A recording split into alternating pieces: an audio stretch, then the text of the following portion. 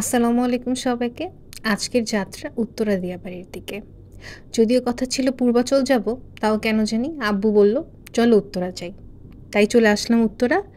এত সুন্দর একটা জায়গা, কিন্তু অনেক মশার উপদ্রব। তাও ঢাকার মানুষদেরকে তো এখানে আসতেই হবে, কারণ ঢাকায় ঘোরাফেরার জায়গা খুবই কম। ঘুরতে, ঘুরতে চলে আসলাম নার্সারির দিকে।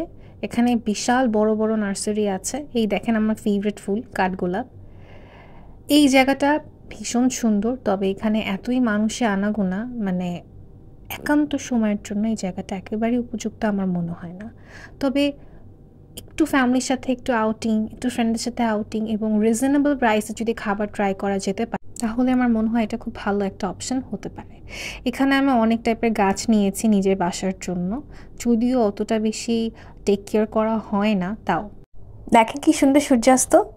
আমি উত্তরা আসলেই এই জায়গার ছোলে ভাটোরে, দোসা এগুলো ট্রাই করি।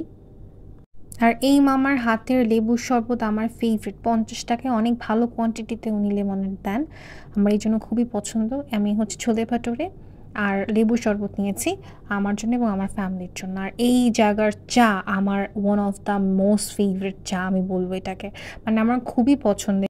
ওনারা ওয়ান টাইম কাপেও চা সেল করে থাকেন এবং দিন শেষে 1 কাপ চা সব ক্লান্তি দূর করার জন্য যথেষ্ট। উপহার হিসেবে পেয়ে গেলাম বৃষ্টি। বাড়ি ফেরার পথে নিজেকে একটু আইসক্রিম দিয়ে উপহার দিলাম এবং এই দিনটা খুব সুন্দরভাবে শেষ হলো।